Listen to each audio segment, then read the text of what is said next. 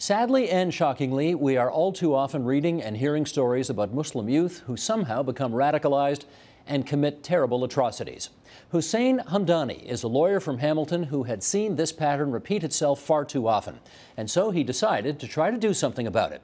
And Hussein Hamdani joins us now to explain why. It's great to have you here at TVO. Thank you, Steve. Thanks for making the long trek in from Hamilton. I'm proud to do so. You're a Muslim. I am. How observant would you say? Well, it's a tough question to ask a Muslim because I like to think that I'm quite observant, but God knows best what's in my heart. So I study my religion. I'm active in my community. I attend knowledge classes. I give sermons. So I do consider it a very important part of my identity.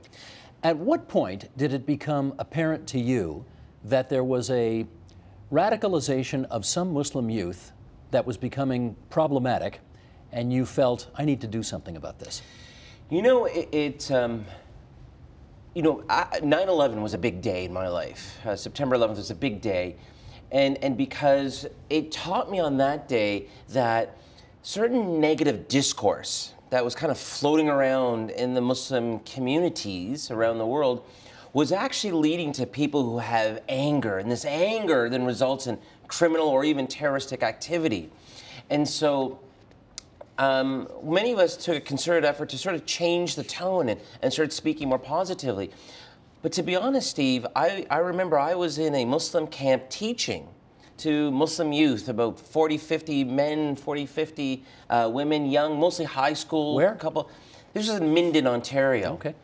And a couple of the students in there were people who were arrested for the Toronto 18 years later. And I remember at the time they thought, well, you know what, this guy is too mystical, he's too soft, he doesn't take a hard stand on certain issues, and they rejected my teaching. Not my teaching, but they rejected what the lessons were about the life of the Prophet Muhammad, may peace be upon him, and they drifted away, and they became Wahhabi in doctrine and went off, and now they're serving jail time. And I felt at the time that I had, in a way, let them down. Like I had, in a way, not done a good job in reaching out to them and trying to educate them on the aspect of the religion of Islam. And since that day, I felt that I need to really double up, triple up my efforts to reaching out to young people and getting them to understand the faith as I understand it. Sometimes you reach out. I gather other times parents actually call you and say, I think my kid's in trouble. How does that phone call go? Yeah, so what's happened, so just to give you some background, in 2005, I joined the CrossCultural Roundtable on security, which is a federal roundtable which advises the federal government on national security matters. As a result of that, I'm meeting with the Minister of Public Safety, I'm meeting with the Minister of Justice, I'm getting access to legislation and regulations before they're being passed, giving my input, and I'm quite critical at times of it, more often than not, and then coming back to the communities and saying to them, look, I'm that nexus, I'm that bridge between the communities and the government and trying to get people on the same page. Sometimes I got to beat up on the communities and sometimes I got to beat up on the government, but that's what I see my role to be. As a result of that, I've been traveling along all across Canada and speaking at mosques in various places. I think that gave people some exposure to me and to some of the knowledge I may have in the security realm as well as within the faith realm. And then parents would call me and say, we know you, we know your family, we know you've been active in the Muslim community for decades. I'm not no Johnny-come-lately kind of guy. And I think they had the confidence in saying, would you be willing to speak to my son? Mostly it's males. It's men. Yeah. Would you be willing to speak to my son? I think he's going down a very difficult, wrong path. A couple things out of that. You said it's mostly males, which of course everybody knows. Why do you think that is? If I could take another step back, if you don't mind, Steve, I've noticed that there's actually 4 types of people who go down a criminal radicalization path.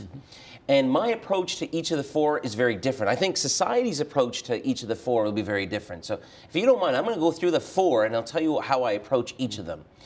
And they're not mutually exclusive groups, but the first one is the fanatic, the radical, the zealot, the person who's so convinced that Islam teaches them to be gratuitously violent that there's nothing that's turning them back. They've there's nothing coming back.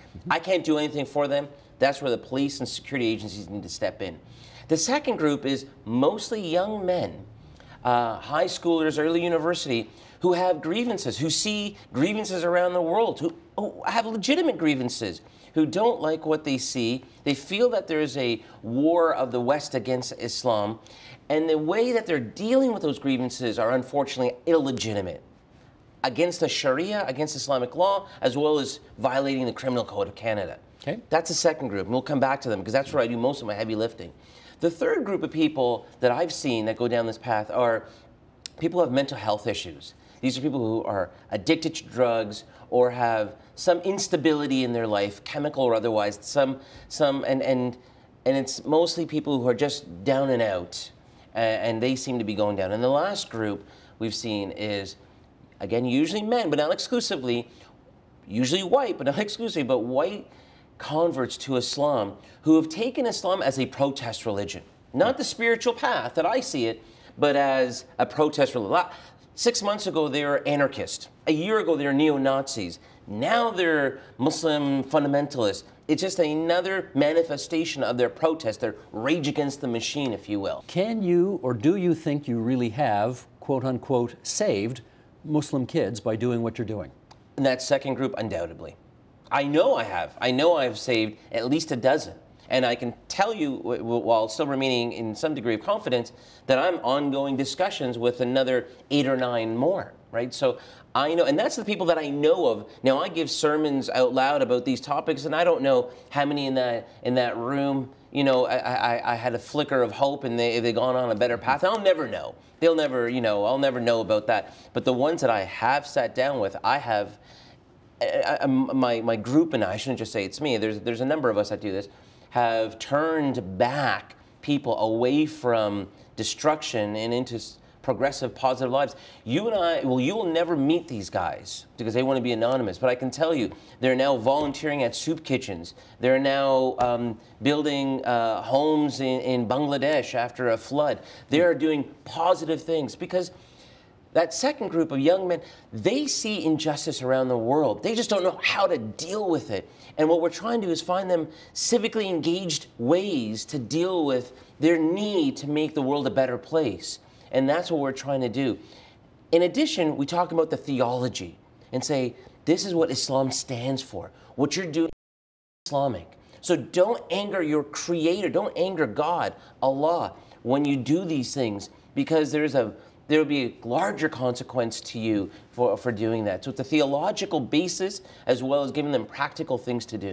I am going to guess, though, that for some people, as proud as you are of the work that you are doing and as constructive as the outcome of that work can be, for some people, I don't mean this, I'll just say it, I don't mean it to be harsh, but they're going to look at you as a sellout. You're a guy who wears a Western suit, thoroughly in Western society, and they're going to say the problem is with you, not with us. What I would say to them is, I'm also the guy that went to Palestine. I did my master's degree on Hamas. I've had my hands, I've been attacked by the Israelis. I've been in different parts of the world. I'm a guy who's learned my faith. So I've not only been in the field, but I've also learned the actual backing of it. So does that have any street cred with them? Yeah, it does. It does. Because there's very few people. I mean, we can protest, and you and I may differ on this, but you and I may protest about the treatment of the Palestinians by the Israelis. But I'm one of the few people who've actually been there, who lived there, and I'm not Palestinian, and who's spent some time there. I come from Yemen. I've worked in refugee camps in Yemen. I've taken a year off of my life to be parts of the Muslim world and working with Muslims who have gone through difficulties. And that's a lot more than what many of these guys have done. And so that does have some credence and some credibility in the street. With the rise of Islamic State, ISIS, ISIL, call it what you want, is business up for you?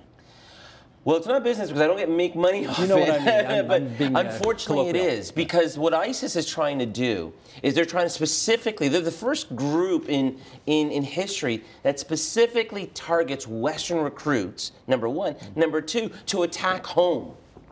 right? So they're not only saying, come join the Khalifa here, the recent tweet, you know what, if you can't come here, stay where you are, but, you know, be destructive. That may not be their words, but, you know, create such carnage, right? And so as a result, there's a lot. And the other thing that makes it businesses up, to so to speak, is now a lot more parents are willing to say, hold on, I see some negativity going on in my son.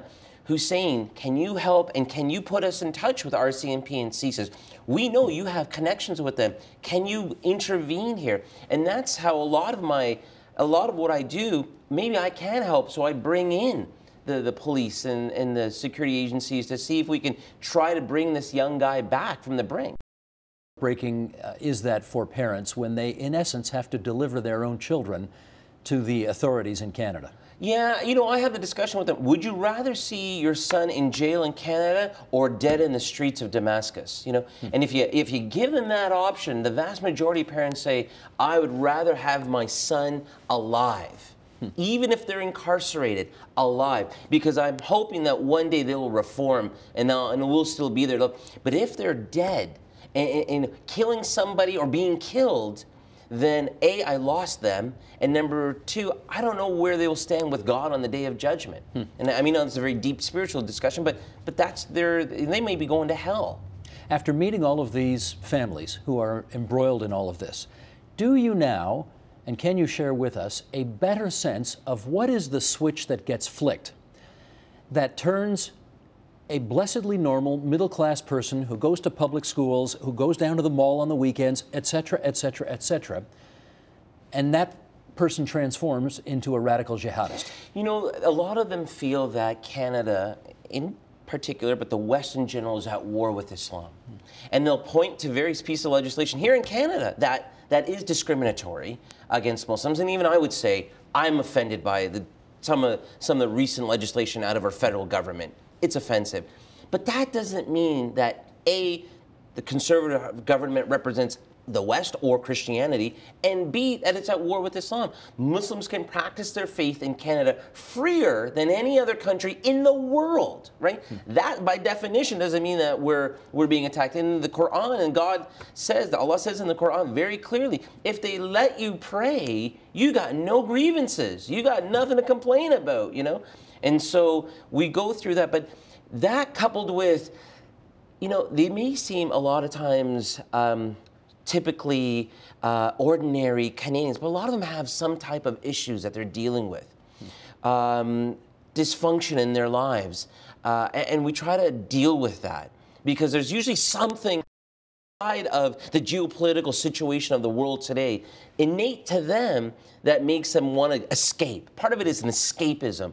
The guy who's with ISIS right now, Farah Sheardon, he's burning the Canadian passport. What people don't realize is he was a drug dealer in school who got expelled from high school. He was a loser who had no life. This gives him some type of meaning. Now he's a big shot. What's that? Now he's a big shot. Now he's a big shot. The leader of the Toronto 18, only 11 got arrested, but they call it Toronto 18. The leader would say, I was 20 years old. By 22, I had 2 kids, no job. I'd come home, my wife would be not getting a job and having to feed the family, 2 young children growing up. I used to watch these videos of this preacher talking about, you know, Islam and jihad and all that stuff. I'd go and talk to some young guys, and all of a sudden I was a leader amongst these young guys. I was the big shot. I was the, you know, and it gave me a sense of importance, right? And meanwhile, I still wasn't getting a job. I still wasn't. But this is what made me feel all of a sudden I had life in me. And so, you know, we have to make sure that we understand what are the motivations of these young people and see if we can take that negative motivations away and give them more positive motivations. Hussein, it's fascinating and important work, and we thank you very much for coming into TVO tonight and telling us about it. Yeah, thanks, Steve. Thanks for letting me have this opportunity. Support Ontario's public television. Donate at tvo.org.